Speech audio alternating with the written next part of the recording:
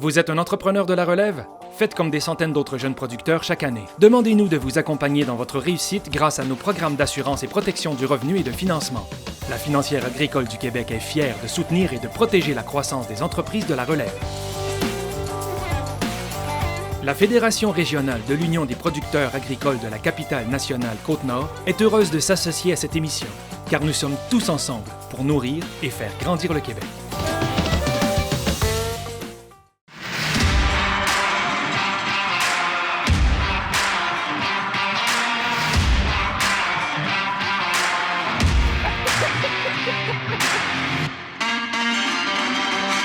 Bonjour et bienvenue à La Voix agricole. Cette semaine, nous allons découvrir les belles récoltes dans Charlevoix avec Stéphane Dufour et Brigitte Lavoie. Et ensuite, nous allons prendre la route de la Côte-de-Beaupré chez le comte de Roussy pour aller rencontrer Sandrine Jouy, qui est la coordonnatrice de Québec Région Gourmande. Alors, je vous souhaite une très belle émission.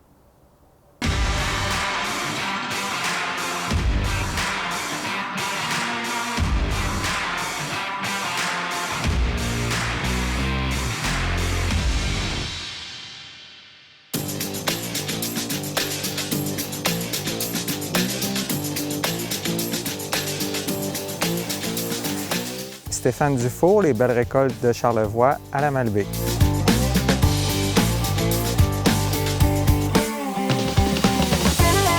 C'est une entreprise qu'on a démarrée, Brigitte et moi, avec les membres de ma famille, en fait la ferme MB, en 2017. C'est une entreprise, en fait, on a acquis des terres pour faire des cultures biologiques, spécialisé un peu de grains pour, en fait, l'alimentation humaine. Et pourquoi avoir choisi ce créneau-là? Bien, c'est en fait, moi, j'ai fait la plateforme entrepreneuriale de l'Université Laval.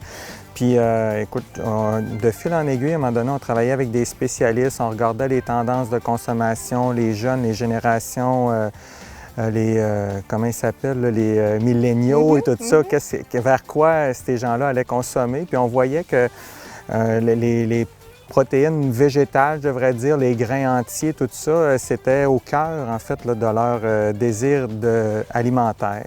Fait que c'est pour ça, à un moment donné, en se penchant là-dessus, à un moment donné, j'ai dit, les grains entiers, pourquoi pas? Fait que c'est comme ça que l'idée a germé. Puis à force de travailler, en faisant des différents scénarios, puis tout ça, les rotations de culture, les grains qui pourraient être intéressants à cultiver ici, là. Fait qu'on on a arrêté, on a statué sur le lin, en fait, l'avoine. On fait de l'orge, bien entendu. On met du sarrasin aussi dans nos rotations parfois. Puis on travaille à développer le quinoa également.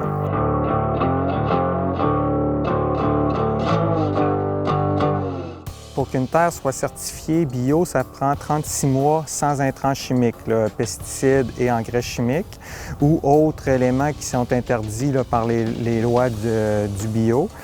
Puis ça, c'est 36 mois, mais toi, comme producteur, il faut que tu te qualifies, en fait, comme étant quelqu'un qui respecte les normes biologiques. Et puis ça prend 15 mois.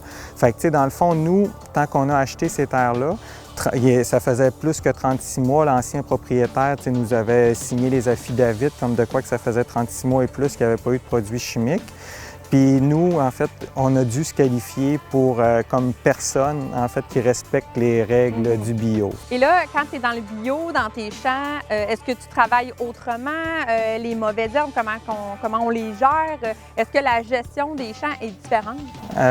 Ben oui, il y a plein d'affaires. D'un, les mauvaises herbes, on les apprend. On apprend à les reconnaître, à les identifier, voir lesquelles qui sont les plus dominantes, parce qu'eux, ils sont là dans le champ, puis ils veulent vivre aussi. Là, puis quand c'est bon pour la plante, normalement, c'est bon pour le mauvais herbe aussi. Fait que oui, il faut comme apprendre à des nouvelles techniques de production, des techniques de désherbage. Comme nous, en fait, là, c'est ça. Comme on est une jeune entreprise, je te dis pas qu'on a des techniques que ça fait 10 ans qu'on exploite puis qu'on est sûr que ça fonctionne. Fait qu'on fait encore des essais puis des erreurs. Mais comme on peut passer un peigne, en fait, qui est comme un équipement qui vient briser les mauvaises herbes quand ils sont à leur jeune stade. Fait que ça fonctionne bien. Puis c'est quelque chose là, qui est facile, c'est super simple à utiliser, là. Fait que, ouais, c'est ça. Puis après ça, il faut essayer de ne pas trop les répandre dans les champs, les mauvaises herbes. Il faut avoir des rotations de culture aussi pour briser leur cycle, d'où l'importance d'avoir du fourrage, de revenir avec du foin là, dans les rotations de culture, parce que les années qui suivent la prairie, c'est toujours assez simple à gérer, là, les mauvaises herbes. C'est l'année la plus facile? Exactement, oui. Okay. Ouais. Même en travaillant de façon moins rigoureuse, en fait, on peut obtenir quand même des bons résultats. Au semis aussi, on peut faire des faux semis, c'est-à-dire que, tu sais, on prépare la terre comme si on allait semer, mais on ne sème pas. Il faut attendre 3 à 5 jours. Fait que là, les mauvaises herbes, eux, commencent à pousser. Ensuite, on refait un autre travail superficiel de sol pour venir les détruire. Puis là, on peut semer, en fait. Puis ça, des faux semis, en tout cas, dépendant de la saison, on peut en faire jusqu'à 3. Mais en tout cas, règle générale, on a toujours quand même hâte de semer le printemps. Là. Puis tu sais, les conditions favorables d'humidité du printemps sont souvent idéales là, pour l'émergence de la culture aussi. Là. Regarde, moi, je vais les mettre dans mon filet. Ça, c'est ta recette érable et lin. Érable et lin, en fait, qui est faite à partir de notre avoine, nos graines de lin. Bien, pour le moment, c'est encore petit, là, parce que c'est juste des marchés, mais tu sais, entre 40 et 50 sacs qu'on vend par semaine. OK. Quand même. Plus les commandes des restaurants. Puis, vous fournissez des restaurants aussi? Un petit peu. On a quelques restaurants, mais il y a M. Trouchon aussi, le bistrot chez Trouchon, qui prend nos granolas maintenant. Fait que, ça, c'est vraiment chouette. Ça, c'est le fun. Oui. Ça, c'est un marché à développer. Ben oui, je pense, là, dépendamment de qu'est-ce qui... Puis il y en a d'autres, soit des restaurateurs qui préfèrent les grains bruts, comme notre avoine entière, ben il y a des restaurateurs qui l'utilisent pour comme plat d'accompagnement, ils font les risottos ou des salades froides là, qui sont servies ici. Donc on commence tranquillement, puis c'est ça. Puis on a des points de vente aussi dans Charlevoix. Pour le moment, c'est beaucoup dans Charlevoix, mais qui vendent... nos grains entiers puis nos granolas aussi. Fait que tout ça aussi à... En fait, quand on a commencé notre mise en marché, on n'avait jamais fait ça. Non. Des producteurs agricoles, on n'a pas cette habitude-là, mais tranquillement, pas vite. Puis ce que j'aime aussi de la façon dont on procède, c'est que c'est petit. Fait que vous adaptez au fur et à mesure. Oui, puis on apprend en même temps aussi. Fait que c'est tout un apprentissage vraiment. Là. Fait que c'est ça. Ah, c'est bon. C'est beau. Oui. Fait que voilà, je travaille du champ à l'assiette.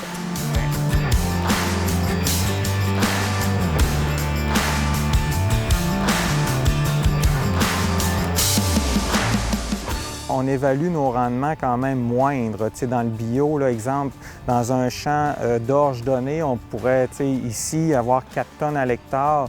C'est quelque chose qui est réaliste puis quand même courant dans le conventionnel. Dans le biologique, c'est sûr qu'on abaisse ces rendements-là. Tant qu'on a 3 tonnes à l'hectare, c'est quand même 25 % de moins. C'est quand même intéressant parce que le prix de vente est quand même en conséquence. Il n'est pas le double, mais pas loin, puis des fois même il y a un peu plus que le double, là, dépendant des années, du prix. Parce que, c'est ça, l'orge, je vais parler de l'orge parce qu'on en fait quand c'est une culture qu'on fait un peu plus que les autres. Mais, l'orge, une année, le prix va varier beaucoup comparé à dans le bio où est-ce que, le prix est relativement stable. Fait que, on est capable de savoir un peu plus où est-ce qu'on s'en va avec ça aussi, là.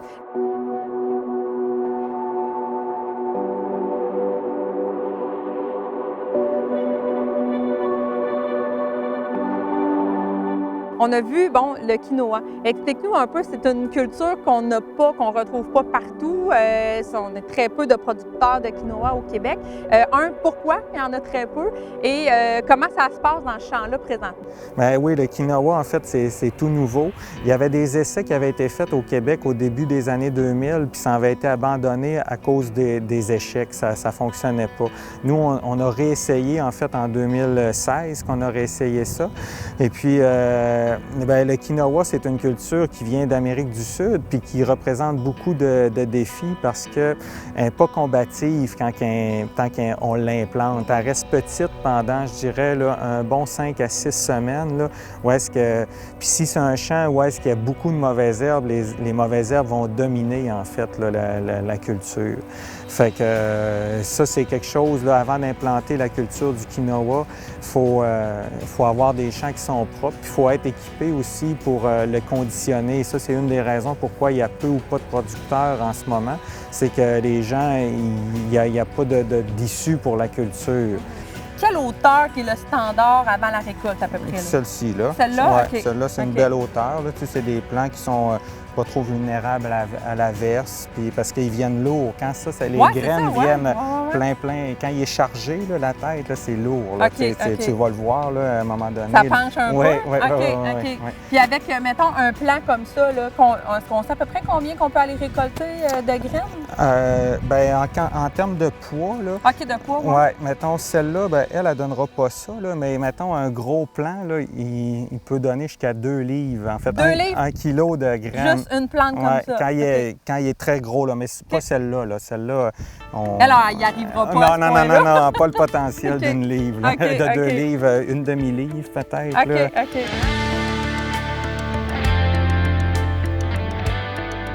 Tu te lances donc dans de la mise en marché par toi-même.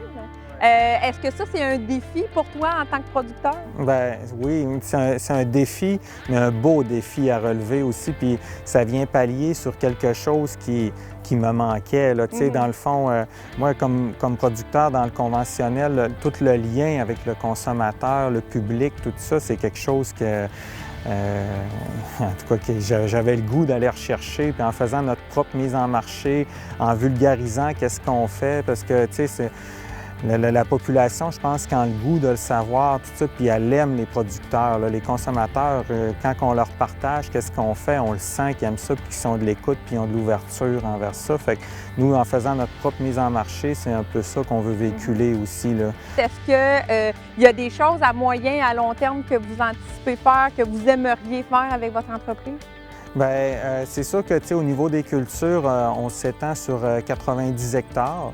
Fait que ça, en tout cas, tu sais, pour nous, pour le moment, en fait, là, c'est sûr que oui, ça répond à nos besoins. Mais vers le volet lequel on veut faire croître l'entreprise ou la développer, c'est toute la partie commercialisation puis développement. Actuellement, tu sais, dans la gamme de produits, là, tu sais, on a des granolas qu'on fait. Tu sais, on a 2 sortes qui roulent depuis 1 an, dans le fond, qui sont bien établis puis appréciés du public. Ça, c'est quand même bien. Puis, tu sais, ça, la demande a grandi de ça. Fait que, tu sais, rapidement, il va falloir avoir des équipements de production qui nous permettent de produire des plus gros volumes de ça. Puis la culture du quinoa, c'est sûr qu'on aimerait être capable de traiter, en fait, avoir une chaîne là, qui traiterait toute la culture du quinoa. Là. Ça, c'est qu'est-ce qu'on rêverait d'avoir.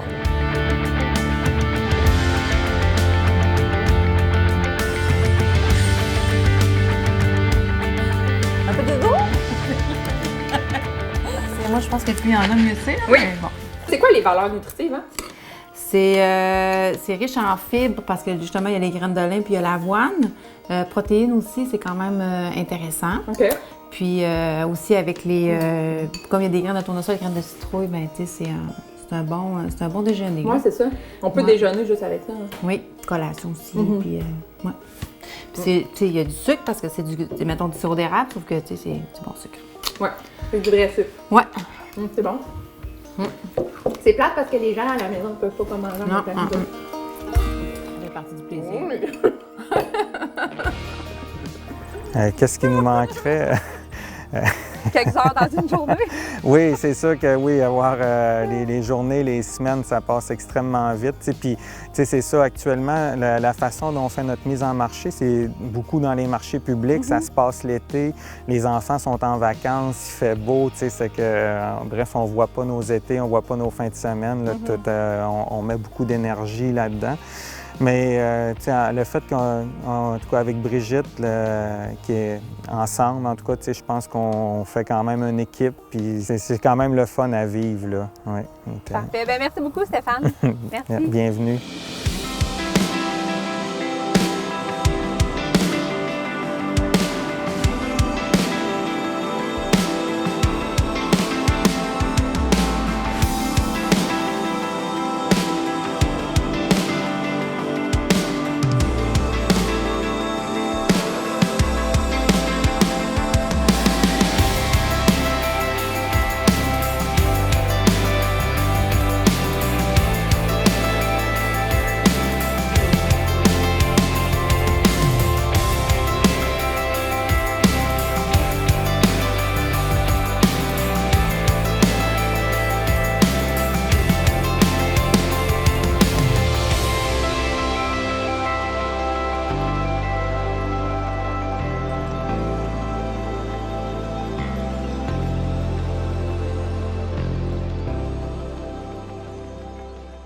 Le réseau AgriConseil est fier de soutenir la relève agricole ainsi que les producteurs agricoles de la capitale nationale dans leurs divers besoins en matière de services conseils. Les aides financières offertes par les réseaux AgriConseil sont rendues possibles grâce au programme Services Conseil 2018-2023 en vertu du Partenariat canadien pour l'agriculture.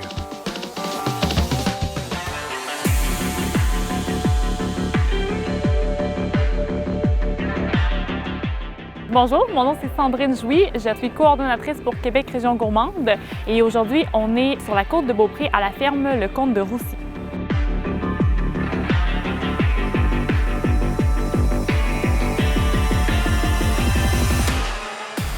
C'est une organisation qui date là, vraiment du printemps 2018, je dirais. Auparavant, il y a toujours eu une concertation quand même au niveau de l'agrotourisme dans la région de Québec et c'était surtout via le parcours gourmand. Donc, auparavant, c'était un circuit agrotouristique là, où les touristes ou les locaux pouvaient s'arrêter pour découvrir un peu là, les saveurs de la région. Par contre, il y a eu un essoufflement de ce parcours-là et en 2017, le comité là, qui chapeautait ce parcours-là, donc les territoires de la MRC de Portneuf, de la Côte-de-Beaupré, de l'île d'Orléans, la Jacques-Cartier ainsi que la Ville de Québec, se sont concertés avec le MAPAC et l'Union des producteurs agricoles, la Fédération Capitale Nationale Côte-Nord, pour en fait là, se questionner, est-ce que c'est encore le bon outil pour faire la promotion de l'agrotourisme et pour développer l'agrotourisme dans la région? Et il y a eu une réflexion stratégique autour de ça et finalement, ce qui en est sorti en fait, c'est l'émergence de Québec Région Gourmande, donc qui est une nouvelle formule pour faire la promotion et développer l'agrotourisme dans la région de Québec, qui n'est pas un circuit agrotouristique avec des membres comme auparavant, mais qui est quand même un outil intéressant de concertation régionale en agrotourisme. Donc, mon rôle, c'est vraiment d'assurer la concertation entre les différents territoires, donc les territoires avec lesquels on travaille, ainsi que l'UPA et le MAPAC. Mais c'est également aussi de rencontrer des intervenants sur le terrain, donc autant des événements des événements gourmands, je pourrais dire, qui sont dans la Ville de Québec.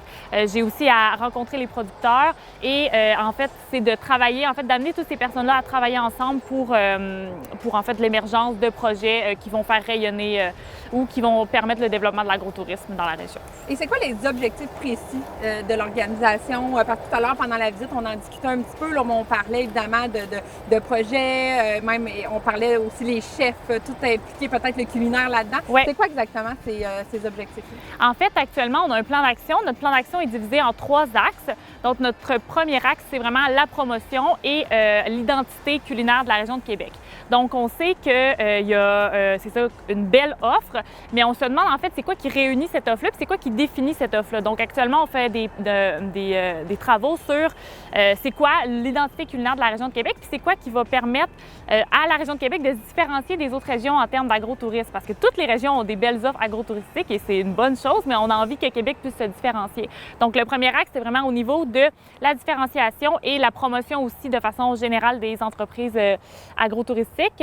On a 3 plateformes, donc on a notre page Facebook, notre page Instagram ainsi que notre site web où on fait la promotion des entreprises de la région. Donc ça, c'est vraiment pour le premier axe. Le deuxième axe, c'est vraiment de participer au développement de l'agrotourisme et de l'offre agrotouristique, on pourrait dire. Donc l'idée, en fait, c'est de, comme je vous disais un peu tantôt, de travailler avec les intervenants pertinents, avec les entrepreneurs agricoles en fonction de leurs besoins pour voir, en fait, comment on peut là, bonifier l'offre agrotouristique et qu'il y ait un fil conducteur, là, qu'on soit tous autour d'une même vision pour l'agrotourisme dans la région. Et notre dernier axe, c'est la formation. Donc, on veut développer une offre de formation pour les acteurs de la filière. Donc, autant les entreprises que les différents intervenants, en fait, c'est pour que bonifier les compétences puis avoir une expérience pour que les touristes, en fait, quand ils viennent, aient une expérience encore meilleure là, dans les activités agrotouristiques. Sandrine, explique-moi, c'est quoi exactement la mission ou la vision peut-être de Québec Région Gourmande? OK. En fait, la vision de Québec Région Gourmande, c'est de dire que la région de Québec, on a vraiment des belles entreprises agrotouristiques. Il y a une belle offre en agrotourisme et en tourisme gourmand. Et en fait, on veut que ça soit su. Donc, on veut que la région de Québec soit reconnue comme une destination agrotouristique incontournable. Donc, ça, c'est vraiment la vision. Et la mission, pour arriver à cette vision, en fait, c'est de faire le développement et le rayonnement de l'agrotourisme et du tourisme gourmand dans la région de Québec. Québec. Donc, on veut que les acteurs se concertent. On veut que Québec Région Gourmande devienne le fil conducteur de ce développement-là. Et en fait, on veut faire la promotion aussi de l'agrotourisme et du tourisme gourmand. Depuis que tu es en poste, qu'est-ce que tu as remarqué peut-être la petite chose qui nous démarque ici dans la capitale nationale? Est-ce que déjà, évidemment, il y a un potentiel, mais est-ce que tu as déjà remarqué certaines forces qu'on peut avoir si on compare à d'autres régions? Oui, définitivement. En fait, je pense que notre force majeure dans la région de Québec, c'est vraiment la dualité rural-urbain. Donc, on a évidemment la région de Québec qui est super dynamique, super vivante, beaucoup de chefs, des grands chefs, des bons chefs qui mettent en valeur les produits de la région. Puis, dans la périphérie, on a les régions qui sont plus rurales, on pourrait dire d'une certaine façon, donc où il y a une belle offre agro-touristique. Donc, la chance qu'on a, c'est de pouvoir jumeler ces deux éléments-là. Donc, vraiment, le rural et l'urbain, je pense qu'il y a quelque chose de vraiment intéressant à faire avec ça. Et il y a également, évidemment, toute la question du patrimoine, toute la question culturelle aussi. L'identité culinaire, ça fait partie de l'identité culturelle. Puis à Québec, bon, c'est sûr que c'est très fort. Donc, c'est ça que les gens recherchent quand ils viennent à Québec. Donc, je pense qu'il y a quelque chose à faire aussi là, à ce niveau-là.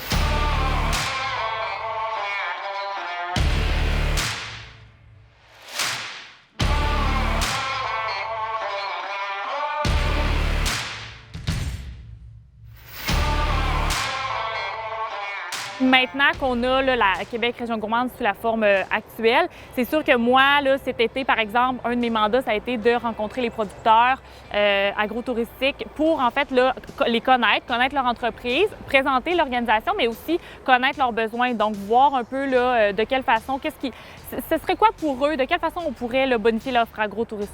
Est-ce que c'est par des événements? Est-ce que c'est avec des partenariats avec des chefs? Est-ce qu'il y a toutes sortes d'avenues? Donc, c'est de cette façon-là, là, c'est à partir de leurs besoins qu'on peut là, définir des projets. J'imagine que les besoins sont très différents, peut-être Oui. même d'un territoire à l'autre. Si je pense Côte-de-Beaupré, Port-Neuf, est-ce qu'on sent justement déjà en partant des différences au niveau des besoins de ces producteurs-là? Bien oui, définitivement. C'est sûr que, par exemple, à l'île d'Orléans, c'est déjà très connu, l'agrotourisme. On sait que c'est une région que les gens visitent pour ça, mais il y a une tout aussi belle offre dans les autres territoires. Donc, il y a ça qu'il faut prendre en considération, que les territoires, c'est ça, ils ont des offres différentes, mais tout aussi pertinentes. C'est juste que parfois, elle n'est pas tout aussi connue. Donc, c'est sûr qu'il y a des différences à ce niveau-là. Puis même à l'intérieur des entreprises agrotouristiques, une fromagerie n'a pas nécessairement les mêmes besoins qu'un verger ou qu'une microbrasserie. Donc, c'est de voir de quelle façon, en fait, on peut contribuer à bonifier l'offre de ces entreprises-là,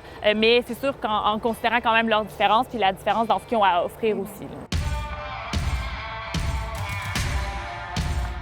Ce qui va être un défi, ça va être ça, de continuer à mobiliser les entreprises puis à ce qu'on fasse tout le monde ensemble des projets qui vont être pertinents pour la région. Là, mais je dirais que jusqu'à maintenant, ça va plutôt bien. Okay. Sandrine, explique-moi, c'est quoi le lien que vous avez, Québec Région Gourmande, avec tous les producteurs, en fait, qui font de l'agrotourisme dans notre région? En fait, les producteurs, c'est sûr que c'est la base de l'offre de l'agrotourisme qu'il y a dans la région. Donc, c'est sûr qu'on veut travailler avec eux pour développer des projets qui vont nous permettre de bonifier puis d'améliorer l'offre qui est déjà super. On a déjà une belle offre dans la région de Québec, mais on pense en fait là, que toutes ces initiatives-là qui sont menées par des producteurs ou même par des intervenants, bien, on peut en fait amener un fil conducteur avec Québec Région Gourmande qui va nous permettre de faire valoir la région de Québec comme une destination agrotouristique qui est incontournable. Fait que c'est bon pour les producteurs d'avoir ce contact-là avec vous, là? Bien, je pense que oui, définitivement, en fait, parce que nous, c'est sûr que dans notre mission, il y a aussi faire la promotion de l'agrotourisme. Donc, on fait la promotion de ces entreprises-là. Pour eux, ça peut être intéressant là, de travailler avec nous à ce niveau-là, mais également pour des projets plus régionaux, ça peut être bénéfique, en fait, tant pour les entreprises individuellement, mais collectivement aussi pour la région, ce qui aura un impact là, sur les producteurs en même temps.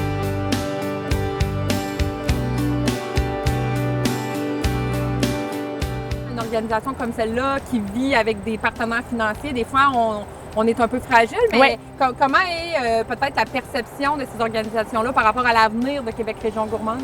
Bien, c'est sûr que là, pour le moment, c'est un financement qu'on a obtenu du MAPAC pour 3 ans, donc jusqu'en 2022. C'est sûr que par la suite, on va devoir trouver d'autres façons là, de maintenir en vie cette organisation-là. Mais comme on a quand même vraiment une bonne concertation des intervenants, on a quand même tous les territoires sont là, on a le MAPAC, l'UPA avec nous. Donc, ça fait en fait que les possibilités d'aller chercher d'autres ressources, d'autres financements, il y a une implication de la part là, des territoires. C'est vraiment une priorité pour tous ces territoires-là, en fait, parce que c'est pour ça qu'ils ont décidé de mettre en œuvre Québec Région Gourmande, parce que dans chacun de leurs PDZA ou de leur planification territoriale, l'agrotourisme était une priorité. Donc, ça va le rester. Là, on essaie cette formule-là, mais j'ai quand même confiance que dans 3 ans, même si le financement du MAPAC va être terminé, on va trouver une autre façon là, de continuer à mettre la priorité puis l'emphase sur l'agrotourisme. Bon, ben un bon succès à Québec Région Gourmande. Merci beaucoup. C'est à l'envers, Kat. C'est à l'envers, C'est ça. Merci d'avoir été des nôtres pour cette émission de La Voix agricole. Merci à tous les invités qui y ont participé. Stéphane et Brigitte des Belles Récoltes et également Sandrine de Québec Région Gourmande. Sur ce, je vous souhaite une très belle semaine. Gourmande. Semaine gourmande. Mangez des bons produits.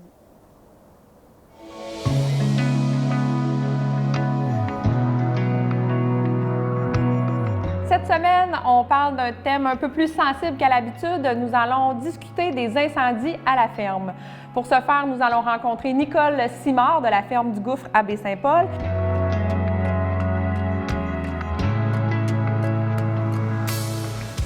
Salut! Elle est belle! Salut, grosse totoune! Elle est donc bien belle! Fait qu'elle est arrivée ici après le feu. Oui. OK. Et son bébé?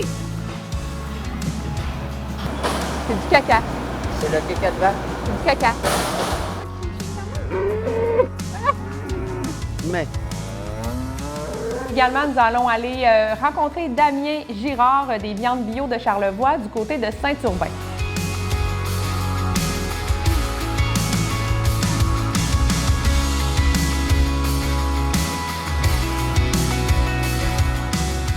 Hey, moi, j'aime ça faire de la TV de même. Je trouve que ça nous montre qu'on est du vrai monde.